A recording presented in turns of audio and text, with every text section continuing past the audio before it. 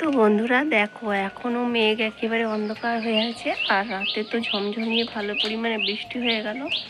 শুধু বৃষ্টি হয়ে গেল যে নয়, তার জন্য না অনেক ক্ষতি হয়ে গেল। আমাদের জমিতে হাল হয়েছিল, আর একবার হাল করা ছিল, আজকে আর একবার হাল করে আজকে জমি রেডি করে কালকে আলু লাগানোর কথা ছিল। কিন্তু এই তো বৃষ্টি হয়ে গেল, জানি না আবার কবে হবে। রোদ দিলে জমি যদি শুকায় তবেই হবে, এখন তো বৃষ্টি পড়ে যাচ্ছে। শীতকালে এরকম বৃষ্টি একদমই ভালো লাগে না। এখন বাজে প্রায় সকাল 8:30 মতো, কারেন্টও ছিল না, এই সবেমাত্র কারেন্ট আসলো। Hello everyone, good morning. কেমন আছো তোমরা? আশা করি সবাই খুব ভালো আছো, সুস্থ আছো, আর আমরাও মোটামুটি ভালো আছি। আমি আলপনা, আমার নতুন আরও একটি ব্লগে তোমাদের সবাইকে জানাই অনেক অনেক স্বাগত আর অনেক অনেক ভালোবাসা। কারেন্ট আসার পর সমস্ত কাজগুলো করে নিয়েছিলাম, মানে সকালের কাজ তো করে নিয়েছিলাম, ওই জলের কাজটা, জল ধরার কাজটা আর কি, সমস্ত জলগুলো ধরে নিয়ে স্নান করে নিয়েছি। বাজে প্রায় 9টা 10-15। তো এখন আর স্নান করবো না, কি করব, সেই জন্য স্নান করে ঠাকুর পুজোটা দিয়ে নিচ্ছি। আর এই বৃষ্টি হয়েছে তো বেশ ঠান্ডা লাগছে। তো যাই হোক, চলো ঠাকুর পুজোটা দিয়ে নিই, আর পুরো ভিডিওটা জুড়ে থাকার অনুরোধ রইল তোমাদের কাছে। গতকালের ভিডিওতে রুমকি ভট্টাচার্য কমেন্ট করেছে যে তুমি বললে সবজিগুলো ফ্রিজে রাখবে, আর মাছ ভাজার সময় বললে আমাদের তো ফ্রিজ নেই তাই ভেজে রাখছি। তোমার কত রকম কথা বলো, বুঝি না। তো প্রথমেই বলি, হয়তো তুমি আমার পরিবারের নতুন বন্ধু হয়ে এসেছো, তাই তুমি জানো না, তাই এরকম কমেন্ট করেছো। কারণ আমার পুরনো ভিডিওগুলো দেখলে তুমি অবশ্যই বুঝতে পারবে, আমি প্রত্যেকটা ভিডিওতে প্রায় বলেই গেছি যে আমাদের ফ্রিজ নেই, পাশের বাড়ির ফ্রিজে এগুলো রেখে দিই। তো সেই সবজিগুলো পাশের বাড়ির ফ্রিজে রেখে দিই যাতে নষ্ট না হয়ে যায়। আর মাছটা রাখি না, কারণ তাদের ফ্রিজে মাছ, মাংস, ডিম কিছুই রাখে না, নিরামিষ থাকে। সেই কারণেই আমি ওই কথাটা বলেছি। তো আশা করছি তুমি হয়তো বুঝে গেছো তোমার কথার উত্তর। আর এদিকে দেখো, আমি ঠাকুর পুজো দিয়ে তারপরে চলে আসলাম, একটু চা খেয়ে নিয়েছি, আর এই যে বিছানাটা গোছাতে। তো এর মাঝে অনেকটা সময় চলে গেছে, চাটা খাওয়া দাওয়া করে মেয়েকে পড়াশোনা করিয়েছি, কারণ সোমবার থেকে পরীক্ষা, আর আজকে বৃষ্টির জন্য টিউশন তো যেতে পারেনি। সেই কারণে আমি বাড়িতে পড়াতে বসেছিলাম অনেকটা সময়, এখন প্রায় 10টা 10-15 হয়ে গেছে। তো এখন উঠে এই যে বিছানাটা গুছিয়ে নিচ্ছি, আর তারপরে আবার দুপুরে রান্নাবান্না তো রয়েছে।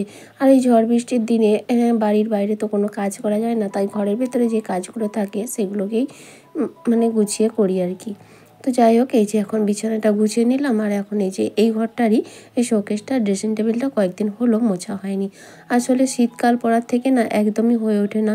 আগে কিন্তু যখন গরমকাল ছিল, দিনটা অনেকটা বড় ছিল, তখন কিন্তু প্রায় প্রত্যেক দিন না হলেও একদিন ছাড়া আমি আমার ঘরে সমস্ত কিছু পরিষ্কার করতাম, মানে হালকা হাতে মুছে নিতাম। কিন্তু এই শীতকাল পড়াতে একদিন ছাড়া কেন, সপ্তাহে হয়তো একদিনও পারছি না। তো ভাবলাম আজকে যেহেতু সুযোগ পেয়েছি, সেই সুযোগটার হাতছাড়া করে লাভ নেই। এদিকে মেয়ের স্কুলে ছুটি, রান্নারও তাড়া নেই, আর বৃষ্টি হচ্ছে তো সেই কারণে।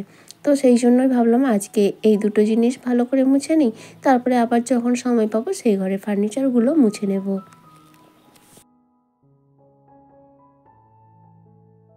প্রত্যেক দিনের মতো যে সকল দিদিভাইরা কমেন্ট করো তাদের নামগুলো নিয়ে নিই। জয়া রায়চৌধুরী, শম্পা সাহা, রিনা ব্লগ, থ্যাংক ইউ সো মাচ। তোমাদের সবাইকে অসংখ্য ধন্যবাদ আমার পরিবারে আসার জন্য এবং এই সুন্দর সুন্দর কমেন্ট করার জন্য। আগামী দিনগুলোতেও এইভাবেই আমার পাশে থেকো আর এইভাবেই সাপোর্ট করো।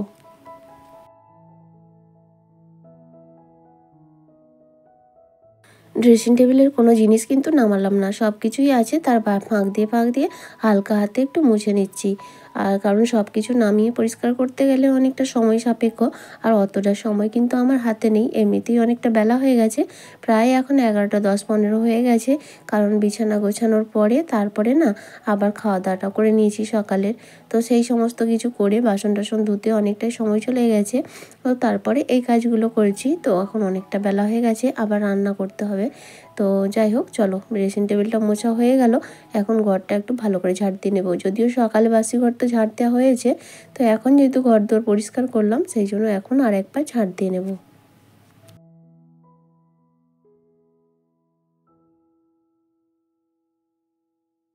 আজকে বৃষ্টি হচ্ছিল, ভেবেছিলাম প্রথমে খিচুড়ি করব একটু, তারপর ভাবলাম না, খিচুড়ি আর করে লাভ নেই, ভাতই করে নেব। তো খিচুড়ি করলে সমস্ত সরঞ্জাম কিন্তু ছিল, এই যে পালং শাক, তারপরে কালকে যে শাক ফ্রিজে রাখা ছিল সেই শাক ছিল, বাঁধাকপি, বিনস, গাজর সবই ছিল। খিচুড়ি করলেই হয়ে যেত, কিন্তু না আর করবো না ভাবছি, কারণ অনেকটা বেলা হয়ে গেছে আর খিচুড়ি করতে অনেকগুলো জোগাড় করতে লাগবে, সেই কারণেই। তো এই যে আজকে রান্না করবো একটু পালং শাক, তবে এই বছর শীতে কিন্তু প্রথম আজকে পালং শাক খাওয়া হবে। ওই সিম, আলু, বেগুন দিয়ে পালং শাকটা রান্না করব। আর করব একটু মুসুর ডাল, আর কালকে যে খয়েরি মাছগুলো রাখা ছিল সেই মাছে একটু বাটনা দিয়ে দেবো। তো এই হবে আজকে দুপুরের মেনু। তো চলো, এদিকে দেখো ভাতও বসিয়ে দিয়েছি, আর এদিকে সবজিগুলো কেটে রেডি করে নিয়ে এখন পালং শাকটা বসিয়ে দিয়েছি। ওই কড়ার মধ্যে তেলে একটু তেজপাতা, শুকনো লঙ্কা, পাঁচফোড়ন দিয়ে একটু আদা বাটা দিয়েছি। তারপরে এই যে সবজিগুলো কেটে রেখেছিলাম, আলু, বেগুন, সিম, সেই সবজিগুলো আগে একটু লবণ হলুদ দিয়ে ভেজে নিয়েছিলাম। আর তারপরে এখন একটু মশলা দিয়ে দিচ্ছি, ওই গুঁড়ো মশলা, ধনে, জিরে, লঙ্কা গুঁড়ো। আর তারপরে দেখো এখন দিয়ে দিলাম শাকগুলো। শাকটা শেষে দিলাম, কারণ পালং শাক তো ভীষণ নরম, একটুতেই গলে যায়, সেই কারণে। আর শাকটা দেওয়ার পর শাকের পরিমাণ মতো একটু হালকা লবণ, একটু হালকা হলুদ দিয়ে দিলাম, কারণ আমার অভ্যাস আছে শাক দিলে আমাকে হলুদ দিতেই হবে। তো যাই হোক, এদিকে আমার পালং শাকটা রেডি, আর ডালটাও তো সেদ্ধ হয়ে গেছে, ভাতের মধ্যে দিয়ে দিয়েছিলাম কৌটোই করে। আর এখনও যে মাছের মশলাটা কষিয়ে নিচ্ছি। তো পেঁয়াজগুলো দিয়েছিলাম, পেঁয়াজগুলো ভাজা হয়ে গেছে, এখন একটু টমেটো, আদা রসুন বাটা সমস্ত দিয়ে, তারপরে গুঁড়ো মশলা, লঙ্কা, হলুদ গুঁড়ো দিয়ে তারপরে জলটা দিয়ে দেবো। ফুটে উঠলে তারপরে মাছগুলো দিয়ে একটু ধনেপাতা দিয়ে নামিয়ে নেব। তো এইভাবেই আমি করি খয়েরি ইলিশ। দেখো এখন ঝোলটাও আমার ফুটে উঠেছে, এখন মাছগুলো একে একে দিয়ে দেবো।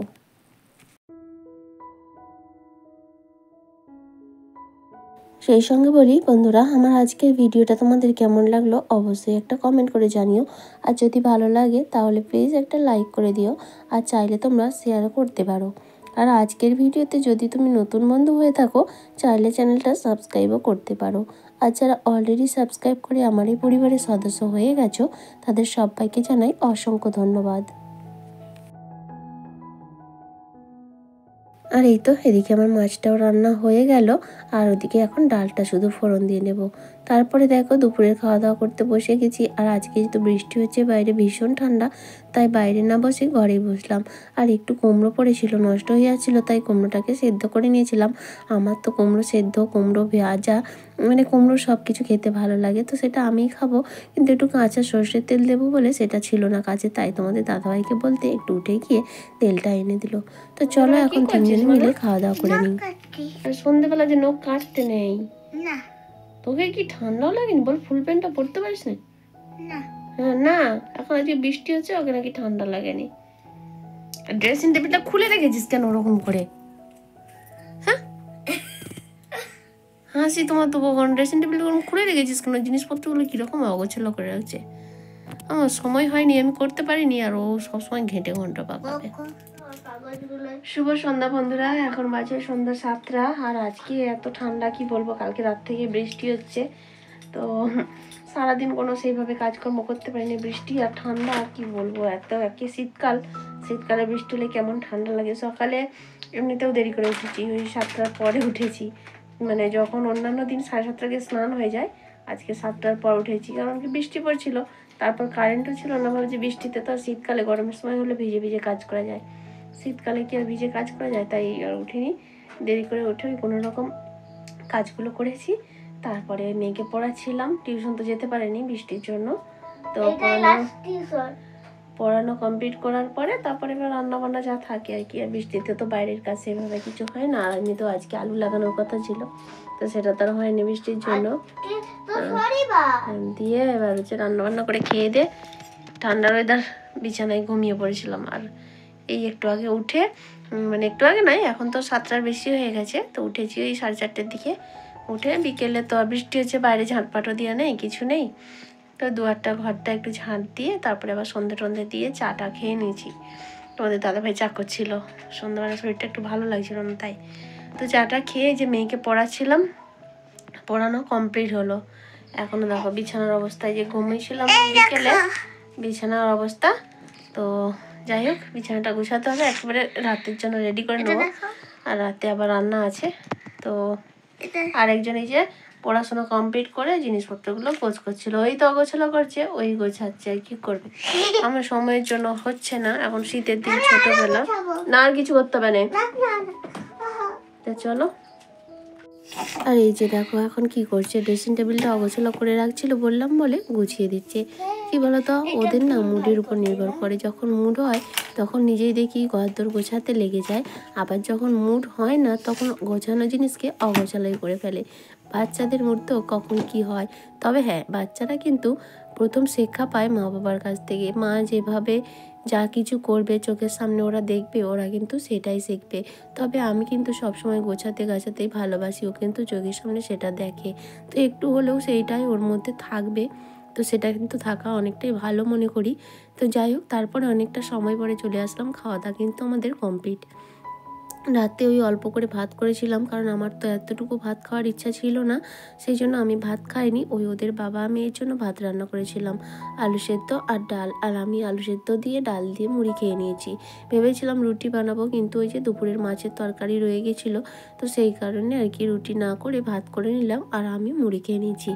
আর এখন এই তো প্রায় 10:10 মতো হয়ে গেছে।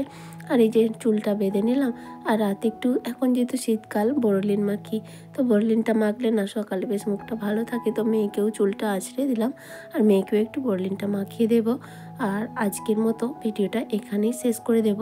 দেখা হবে আবারও আগামীকাল নতুন আরেকটি ব্লগের সঙ্গে। ততক্ষণ পর্যন্ত সবাই খুব ভালো থেকো, সুস্থ থেকো। আজকের মতো টাটা, গুড নাইট।